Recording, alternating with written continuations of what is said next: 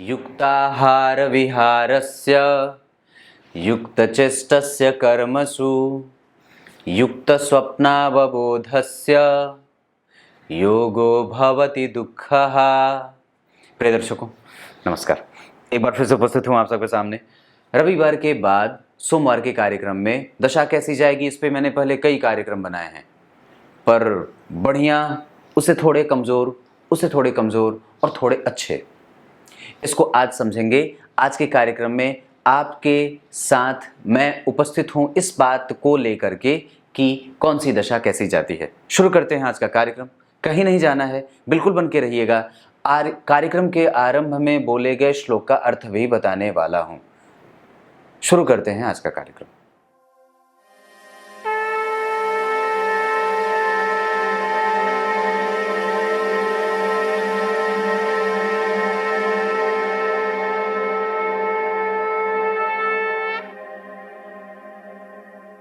आइए अब आपको सीधे विषय पे लेके आता हूँ। बात दशाओं की चलेगी।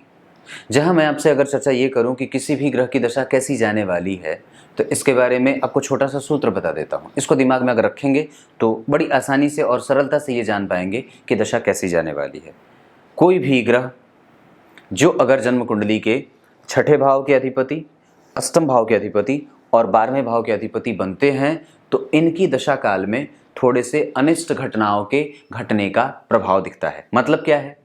मतलब ये है कि इस दशा में धन की हानि होती है, घर में चोरी हो जाए, धन का हरण हो जाए, नुकसान हो जाए, रोग व्याधि फैले, रोगों पे खर्च हो।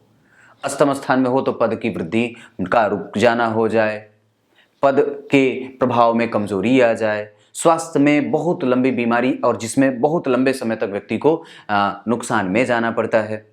उसके बाद अगर 12वें भाव, अब इन सब भावों में अब ये बात इस बात पे भी निर्भर करेगी कि वहां कौन सा ग्रह बैठा है और कौन सी राशि बनी है।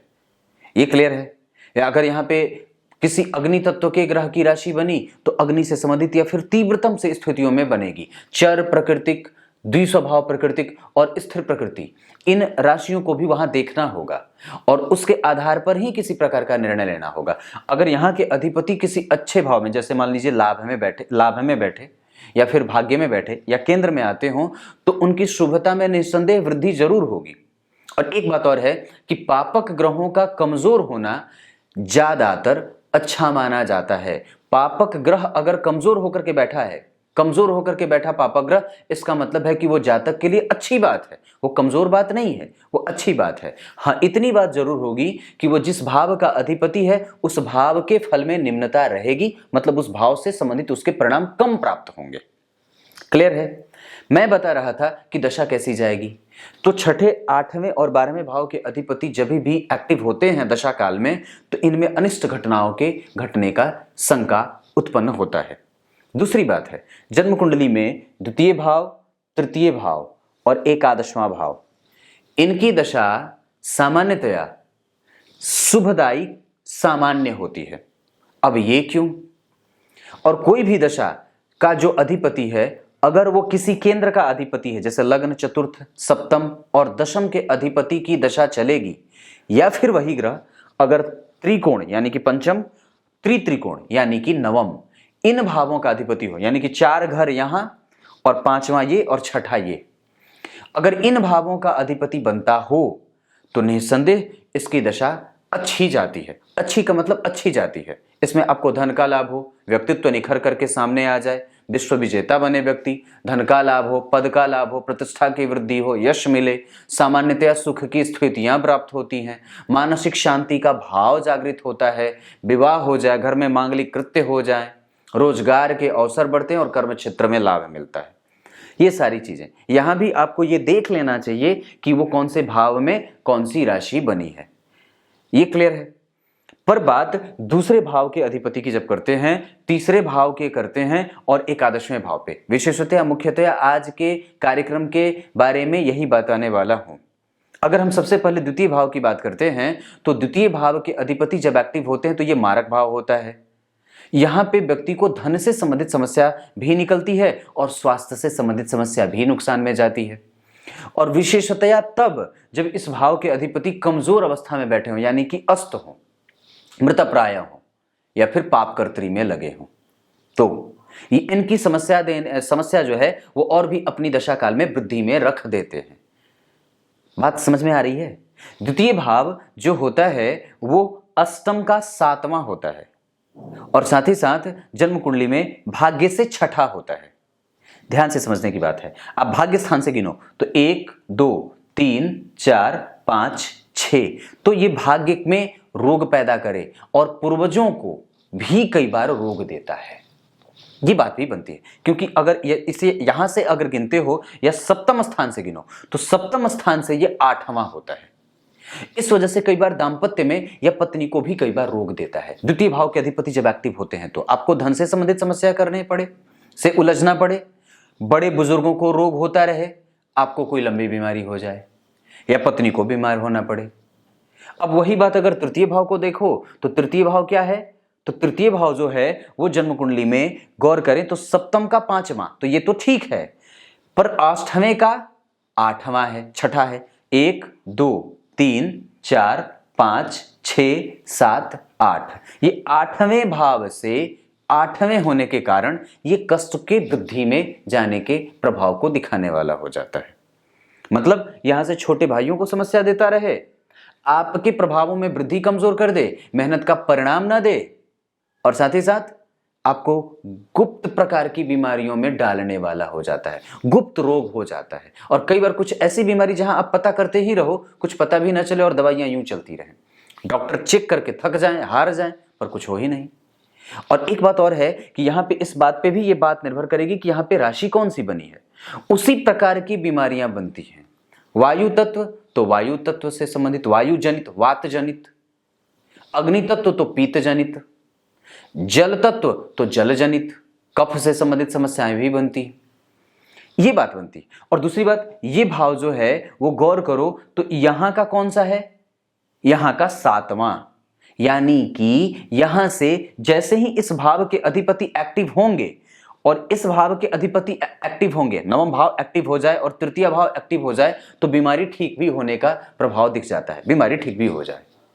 तो ये 8वें का 8वां होता है, इस वजह से ये भी एक प्रकार से नुकसान देता है। लेकिन इतनी बात जरूर है कि ये सामान्यतया कई बार ये जो भाव हैं, जैसे दूसरा, तीसरा और एकादशवां, ये बीमारी के घर भी कहे जाते हैं। इनमें स्वास्थ्य नुकसान भी होता है, खर्च भी होता है, पर अगर ये भाव अच्छे बन रहे हों तो सामान्यतया शुभदायी भी देखे गए हैं, इनके परिणाम शुभ भी देखे जाते हैं, शुभ लक्षण भी इनके दिखाई देते हैं।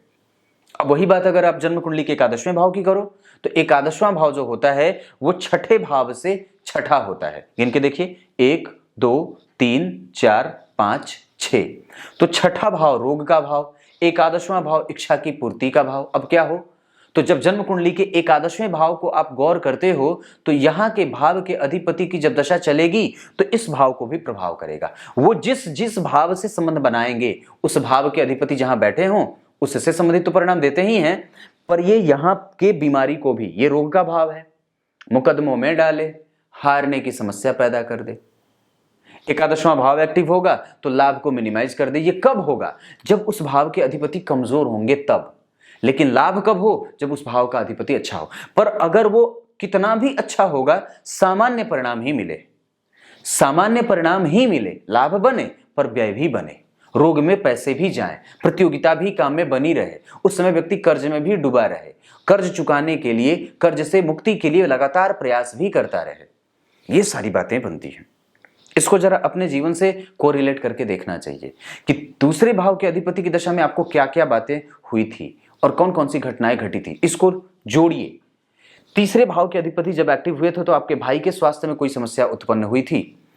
तीसरे भाव के अधिपति जब एक्टिव हुए थे तो क्या आपके पूर्वजों को, जैसे आपके पिता, माता, आपके भाई, आपके छोटे भाई विशेष होते हैं, ये छोटे भाई का घर है और ये भाव के अधिपति जहां बैठे हैं उस भाव से संबंधित कोई समस्या उत्पन्न हुई थी क्या? जैसे मान लो यहां के अधिपति अगर माता के घर में बैठे हों तो माता को लेकर के कोई समस्या पैदा हुई थी क्या?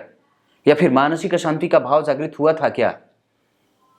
पिता को लेकर के कोई समस्या हुई थी क्या? अगर पिता भाव में बैठे हैं तो। अगर यहाँ के अधिपति लग्न में बैठे थे तो आपको लेकर के कोई समस्या बनी थी क्या? अगर यहाँ के अधिपति पंचम में बैठे थे तो क्या आपके पत्नी, आपके सहभागी, जो आपके पार्टनर हैं, जो आपके साथ सहकर्मी हैं, उनको लेकर के कोई समस्या आपको हुई थी क्या?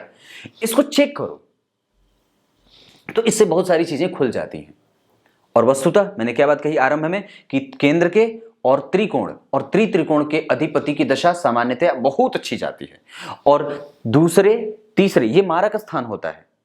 अष्टम का 8वां, अष्टम का 7वां और साथ ही साथ भाग्य का 6वां और सप्तम का 8वां।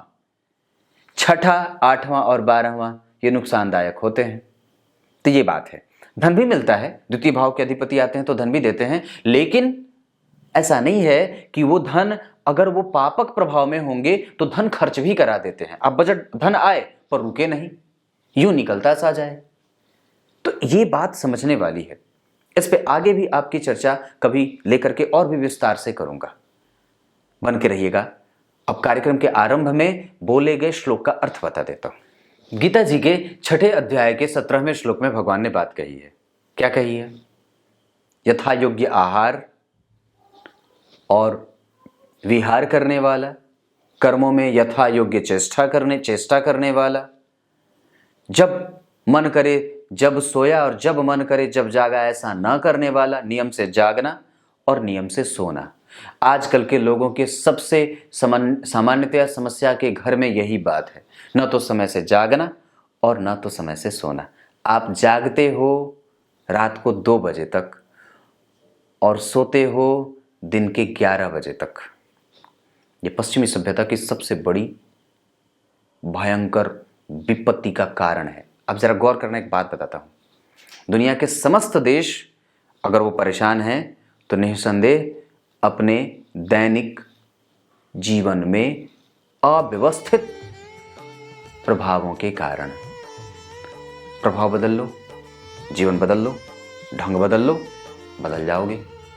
कुछ इसी तरीके से आज के कार्यक्रम का समापन करते हैं। तब तक के लिए इजाजत दीजिए। कल एक बार फिर से उपस्थित होंगे आप सबके सामने। तब तक के लिए ये फिलहाल देख लेने की बात है। तब तक के लिए बहुत बहुत नमस्कार।